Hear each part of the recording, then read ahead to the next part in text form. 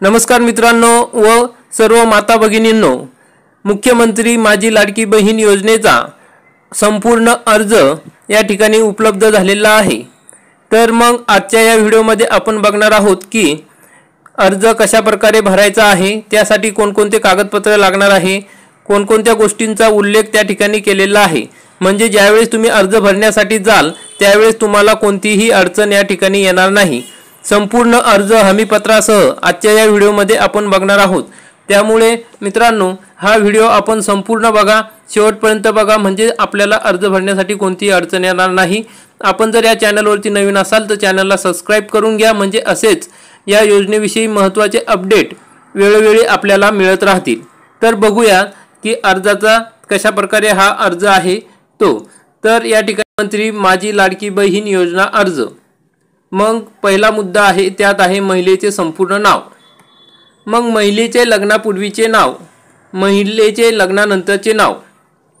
तर मित्रांनो दोन्हीही नावं या ठिकाणी आपल्याला टाकावे लागणार आहे। त्यामुळे समोर जे डॉक्युमेंट आपण जोडू त्यामध्ये त्याचा उपयोग होणार आहे। नंतर आहे जन्मदिनांक, मग महिना, दिनांक, महिना, वर्ष या पद्धतीने लिहायचं आहे। अर्जदाराचा संपूर्ण पत्ता या ठिकाणी लिहायचा आहे। मग जन्माचे ठिकाण, आपला जन्म ज्या ठिकाणी झालेला असेल त्या ठिकाणचा जन्माचे ठिकाण, जिल्हा, गाव, ग्रामपंचायत, नगरपालिका, पिनकोड आणि आपला मोबाईल नंबर, अशा पद्धतीने या ठिकाणी हा अर्ज लिहायचा आहे। नंतर आहे आधार क्रमांक, आपला आधार क्रमांक अचूक लिहायचा आहे। शासनाच्या इतर विभागामार्फत राबविण्यात येणाऱ्या आर्थिक योजनेचा लाभ घेत आहात का, होय किंवा नाही। जर होय असेल तर या ठिकाणी दरमहा किती रुपये रक्कम आपल्याला मिळते। तर काही ठिकाणी काही लाभार्थी आहेत की ज्यांना 500-600 रुपये या ठिकाणी मिळतात। मग 500 रुपये जर तुम्हाला मिळत असेल कोणत्या एखाद्या योजनेतून महिन्याला, तर तुम्हाला त्याचा फरक म्हणजेच 1500 वजा 500 म्हणजे 1000 रुपये तुम्हाला या योजनेतून मिळणार आहेत। जर तुम्हाला 1500 रुपये मिळत असेल तर मग तुम्हाला या योजनेतून काहीही मिळणार नाही। त्यामुळे जर आपण कुठल्या योजनेचे लाभ घेत असाल तर त्या ठिकाणी होय म्हणा, जर नसाल तर नाही म्हणा। मग वैवाहिक स्थिती, आपण विवाहित आहात, घटस्फोटित आहात, विधवा आहात, परित्यक्त आहात का निराधार आहात, अशा पद्धतीने आपण त्या ठिकाणी लिहायचं आहे। मग अर्जदाराचे बँक खाते असलेल्या बँकेचा तपशील, मग बँकेचे संपूर्ण नाव, बँक खातेधारकाचे नाव, बँक खाते क्रमांक, IFSC कोड, मग हे सर्व माहिती आपण आपल्या बँकेच्या पासबुकवरून त्या ठिकाणी लिहायची आहे। आपला आधार क्रमांक बँक खात्याला जोडले आहे काय, होय किंवा नाही। मग आपलं जे बँक खाते आहे त्याला आपलं आधार क्रमांक म्हणजे आधार लिंक केलेलं आहे का, आधार सीडिंग केलेलं आहे का बँक खातं, त्या ठिकाणी आपल्याला होय किंवा नाही लिहायचं आहे। नंतर आहे नारी शक्ती प्रकार, अंगणवाडी सेविका, अंगणवाडी मदतनीस, पर्यवेक्षिका, ग्रामसेवक, वार्ड अधिकारी, सेतू सुविधा केंद्र, सामान्य महिला, या ज्या ठिकाणी जे फॉर्म भरून घेणार आहे ते लिहितील। खालील सर्व कागदपत्रांच्या प्रती सादर करण्यासाठी म्हणजे अपलोड करण्यात याव्या।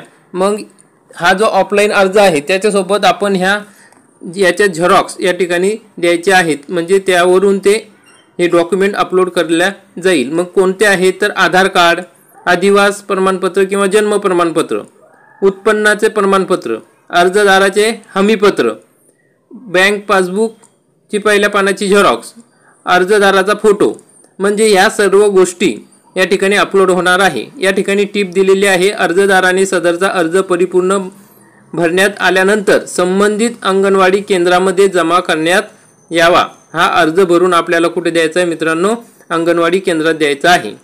मग हा संपूर्ण अर्ज आहे। त्याच्यानंतर आहे अर्जदाराचे हमीपत्र। मग या ठिकाणी बघा, मी घोषित करते की, त्या ठिकाणी आपण जे बॉक्स दिलेले आहे बाजूला त्या ठिकाणी अशी टिक करायची आहे। मग माझ्या कुटुंबाचे एकत्रित वार्षिक उत्पन्न 2.5 लाख रुपयापेक्षा अधिक नाही, त्या ठिकाणी टिक करायची आहे। माझ्या कुटुंबातील सदस्य आयकर दाता नाही, त्या ठिकाणी टिक करायची आहे। मी स्वतः किंवा माझ्या कुटुंबातील सदस्य नियमित कायम कर्मचारी, कंत्राटी कर्मचारी म्हणजे सरकारी नोकरीवर नाही। मी शासनाच्या इतर विभागामार्फत राबविण्यात येणाऱ्या 1500 पेक्षा जास्त रकमेच्या आर्थिक योजनेचा लाभ घेतलेला नाही तर त्या ठिकाणी आपण टिक करायची. घेत असाल तर त्या ठिकाणी आपण वरती माहिती दिलेलीच आहे. जर 1,500 पेक्षा कमी असेल तर तुम्हाला जो उरलेली रक्कम आहे ती मिळेल. माझ्या कुटुंबातील सदस्य विद्यमान खासदार आमदार नाही. माझ्या कुटुंबातील सदस्य भारत सरकार किंवा राज्य सरकार बोर्ड कॉर्पोरेशन उपक्रमाचे अध्यक्ष उपाध्यक्ष संचालक सदस्य नाही. माझ्या कुटुंबातील सदस्यांची संयुक्तपणे 5 एकरापेक्षा जास्त शेतजमीन नाही. माझ्याकडे किंवा माझ्या कुटुंबातील सदस्याच्या नावावर 4 चाकी वाहन ट्रॅक्टर वगळून नोंदणीकृत नाही. मी वरीलप्रमाणे घोषित करते की मुख्यमंत्री माझी लाडकी बहीण योजना संबंधित पोर्टल ॲपवर आधार क्रमांक आधारित प्रमाणीकरण प्रणाली सोबत स्वतःला प्रमाणित करण्यास व आधार आधारित प्रमाणीकरणानंतर माझा आधार क्रमांक बायोमेट्रिक किंवा वन टाईम पासवर्ड म्हणजे OTP माहिती प्रदान करण्याची माझी सहमती देण्यास माझी हरकत नाही. मी हे देखील सहमती देते की मुख्यमंत्री माझी लाडकी बहीण योजना माझी ओळख पटवण्यासाठी व प्रमाणित करण्यासाठी माझ्या आधार क्रमांकाचा वापर करू शकतात. मी केवळ शासकीय सेवा व योजनेचा लाभ प्राप्त करण्याच्या उद्देशाने अन्य राज्य किंवा केंद्र शासनाच्या विभागाशी माझे आधार KYC वर्णन पुरवण्यास सहमती देत आहे. या ठिकाणी अशा प्रकारची या ठिकाणी हमीपत्र ते आहे. हा फॉर्म ऑनलाईन भरताना तुम्हाला त्या ठिकाणी OTP येऊ शकतो. मग तो OTP आल्यानंतर तुम्हाला त्या ठिकाणी तो OTP त्या ठिकाणी द्यावे लागणार आहे. तर मग खाली अर्जदाराची सही, मग त्याच्या खाली नंतर तुम्ही अर्जदाराची सही. नोट: उक्त पत्र केवळ ऑनलाईन अर्ज दाखल करण्याच्या हेतूने माहिती एकत्रित करण्याकरिता आहे. हा जो अर्ज आहे तो फक्त माहिती एकत्रित करण्याच्या हेतूने आहे. अर्ज ऑनलाईन पद्धतीने सफलतापूर्वक प्रविष्ट झाल्यानंतर खालील पावती प्रदान करण्यात येईल. तसेच SMS WhatsAppद्वारे सुद्धा पाठवण्यात येईल. अर्ज दाखल झाल्यानंतर सदर पावती फाडून देण्यात यावी.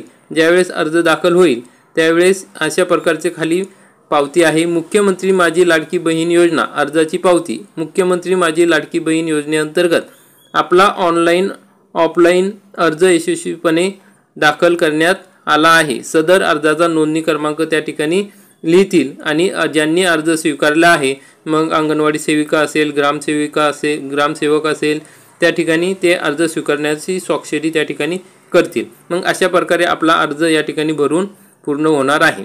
तर मित्रांनो, आपण या ठिकाणी सर्व माहिती सविस्तर बघितली. हा फॉर्म भरल्यानंतर आपल्याला या ठिकाणी अंगणवाडी केंद्रात जमा करायचा आहे. तेच या ठिकाणी ऑनलाईन या ठिकाणी करणार आहे. त्यामुळे आपण हा ऑफलाईन फॉर्म भरून द्यायचा आहे. त्यामुळे आपले काम सोपे होणार आहे. आपण हा व्हिडिओ बघितला त्याबद्दल धन्यवाद. आणखी सर्व महिला भगिनींना हा व्हिडिओ शेअर करा म्हणजे त्यांनाही अर्ज भरताना तिथं सादर करताना कोणतीही अडचण येणार नाही. आपण सविस्तर माहिती बघितली त्याबद्दल धन्यवाद. व्हिडिओला लाईक करा, चॅनलला सबस्क्राईब करा, बेल आयकॉनला क्लिक करा.